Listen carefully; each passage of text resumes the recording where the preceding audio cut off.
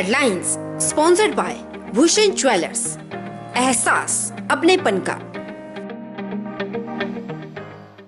नमस्कार, मैं हूं युगल किशोर और आप देख रहे हैं HP 24/7।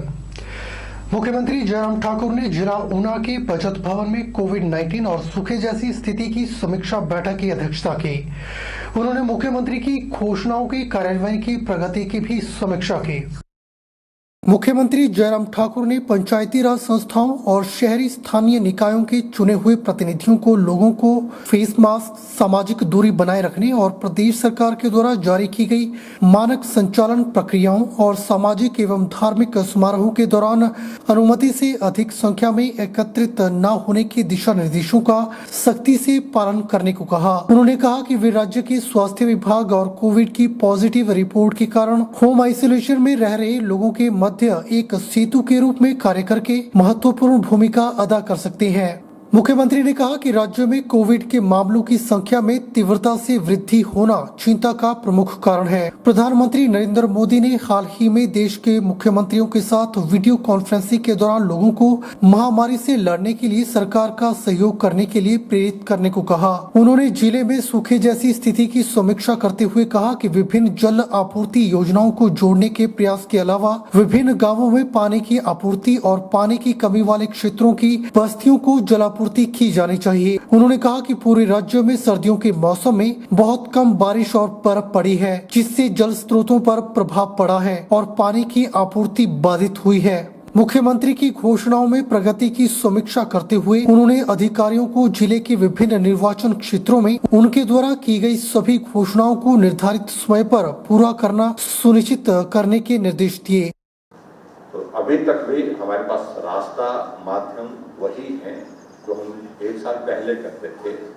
उसमें सोशल गैदरिंग्स पर हमको थोड़ी रिस्ट्रिक्शन जो हमने लगाई हैं उनका हम पालन करें और उसके बाद जो कोविड के प्रोटोकॉल के तहत कुछ चीज़ें तय की है, मास्क लगाना, उसके बाद मास्क लगाने के बाद सैनिटाइजर का इस्तेमाल करना, बार बार हाथ धोना और उन सारी बातों पर सोशल डिस्टेंसिंग, ये तमाम सारी चीज़ें जो है वो वही एक माध्यम है इस वायरस से बचने का।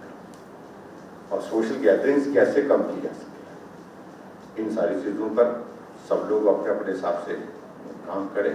शादियां हो रही हैं, आज ही मुझे कहा जा रहा था, बता रहे थे कि शादी हो रही, तो बड़ी शादी हो रही थी, बैंड बाजे के साथ हो रही है शादी, तो ये सचमुच में थोड़ा चिंता का विषय है। और हमने जो कहा है उसका पालन करें, डिस्ट्रिक्ट एडमिनिस्ट्रेशन इंश्योर करें कि शादियाँ हों, लेकिन शादियाँ छोटी हों, जो हमने तय किया है उसके अंतर्गत, ताकि हम संक्रमण को रोक सकें। ये भी मुझे लगता है कि एक चीज है जिसको सोचने की जरूरत है। युवा कांग्रेस के प्रदेश उपाध्यक्ष अमित पठानिया ने क्रिकेट स्टार को नूरपुर में 1.5 करोड़ की गाड़ी को आधे से कम कीमत पर पंजीकरण करवाकर टैक्स चोरी करने का आरोप लगाते हुए प्रदेश सरकार से मामले की उचित जांच कर दोषियों के खिलाफ सख्त कार्रवाई करने की मांग की है। युवा कांग्रेस उपाध्यक्ष अमित पठानिया ने कहा कि प्रदेश के अन्य जिलों में भी गाड़ियों की खरीद को लेकर हुए भ्रष्टाचार व फॉर्म 21 और 22 को बदलकर गाड़ियों की कीमतों में हेराफेरी कर टैक्स चोरी के मामलों का फर्जीवाड़ा जो हुआ है उनका संज्ञान लिया जाए, ताकि प्रदेश में हो रहे बड़े बड़े घोटालों पर रोक लग सके और इस तरह के मामलों में संलिप्त लोगों के खिलाफ कार्रवाई हो सके। हमारा सिंपल एक मुद्दा है कि जैसे नूरपुर में, इंदौरा में, फतेहपुर, जहाँ भी ये गाड़ियों की, पालमपुर में, जो सोलन में कहीं भी अगर गाड़ियों का ये फर्जीवाड़ा हुआ है, हम ये प्रदेश सरकार से मांग करते हैं कि आप फॉर्म 21 और जो 22 इन्होंने चेंज किया वो किसके कहने पे किया। बस हमारा और कोई इशू नहीं है। अब सहवाग के यहाँ पे स्कूल है ना, वो उस कॉन्ट्रैक्ट बेस पे भी उन्होंने गाड़ी रजिस्टर किया, हमें उसमें कोई आपत्ति नहीं है। 1.5 करोड़ की गाड़ी क्या डॉक्यूमेंट में 1.5 करोड़ की ही है?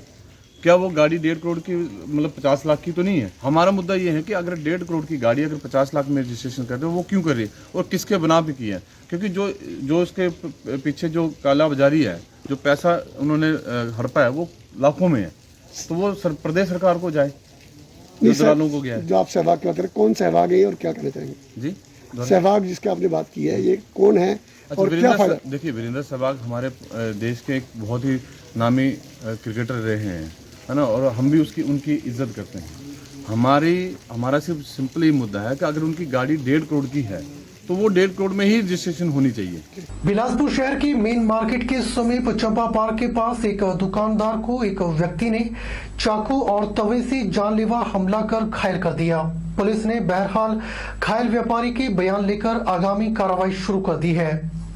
जानकारी के अनुसार मेन मार्केट के समीप चंपा पार्क के पास व्यापारी चमन गुप्ता अपनी दुकान पर अपने ग्राहकों को निपटा रहे थे कि उसी दौरान एक व्यक्ति ने उनके पास 50 रुपए की मांग की, जिसे उन्होंने थोड़ी देर के बाद आने को कहा। पैसे मांगने वाला व्यक्ति वहां से गया और तुरंत चाकू और तवा लेकर आया और व्यापारी चमन गुप्ता पर पहले तवे से सिर पर प्रहार किया। उसके बाद चाकू से चमन गुप्ता पर जानलेवा हमला करने का प्रयास किया, जिससे चमन गुप्ता के शरीर पर चोट के निशान पड़ गए हैं। हालांकि चमन गुप्ता ने भी बीच बचाव करने का प्रयास किया।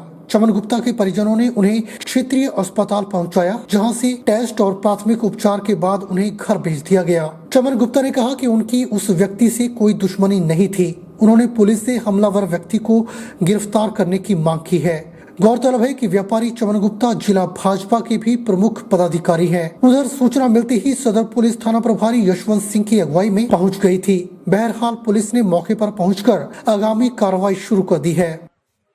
मेरे पास दुकान में कस्टमर थे, उसने बोला मेरे को 50 रुपए दो।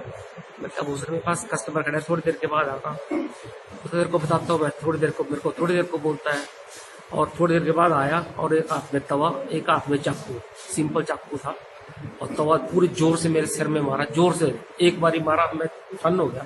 दूसरी बार दोबारा मारा उसने, फिर मैं थोड़ा संभला, फिर उसने चाकू उठाया और मेरे यहाँ मारा चाकू। मैंने 2-3 हमले किए, लेकिन मैंने उससे काफी बचाव किया अपना।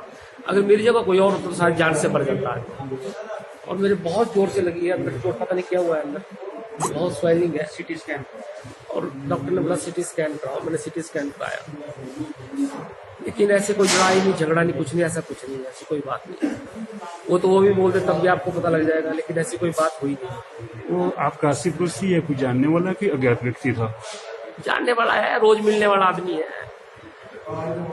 डेली मिलने वाला आदमी है। कभी आएगा, चाय पिएगा हमारे पास, सब कुछ खिलाएगा। जान बिल्कुल हमला कर दिया जैसे, और पब्लिक बाहर खड़ी रही, कोई नहीं आया अंदर बचाने के लिए उस टाइम। चंबा में कोरोना महामारी के बढ़ते प्रकोप के चलते जिला प्रशासन और स्वास्थ्य विभाग अलर्ट मोड पर आ गया है। जिला में कोरोना सैंपलिंग पर विशेष फोकस किया जा रहा है। इसी कड़ी में ऐतिहासिक चौगान स्थित कला केंद्र में कोरोना सैंपलिंग सेंटर खोला गया है। शनिवार दोपहर के बाद उपायुक्त चंबा डीसी राणा ने कोरोना सैंपलिंग सेंटर का दौरा कर व्यवस्था भी जांची। इस मौके पर बीएमओ डॉक्टर मान सिंह और जिला कार्यक्रम अधिकारी डॉक्टर करण हितैषी भी मौजूद रहे। उपायुक्त डीसी राणा ने कहा कि कोरोना महामारी के बढ़ते प्रकोप के चलते सैंपलिंग पर विशेष ध्यान दिया जा रहा है। उन्होंने लोगों से आह्वान किया कि वे समय पर आगे आकर सैंपलिंग करवाएं, ताकि महामारी को फैलने से रोका जा सके। इस फैसिलिटी को क्रिएट करने का मकसद ये है कि लोगों को आसानी से हम सैंपल जो है उनके ले सकें, और लोगों से अनुरोध है कि वो ज़्यादा से ज़्यादा जो है संख्या में वॉलंटियरली इस सेंटर में आएँ, क्योंकि यदि कोई पॉजिटिव आदमी कहीं पे भी, चाहे वो बाजार में है, चाहे वो घर में है या कहीं ऑफिस में है, ऐसा अगर आदमी होता है तो वो संक्रमण को काफ़ी ज़्यादा फैलाएगा। और हम सभी जानते हैं कि अभी जो कोविड के जो सिम्टम्स हैं उनमें भी बदलाव आ रहा है, और बड़े जल्दी से जो पेशेंट है, कोविड पॉजिटिव आदमी है, उसकी तबीयत खराब हो रही है और मतलब उसको अपनी जान के लिए भी खतरा हो सकता है।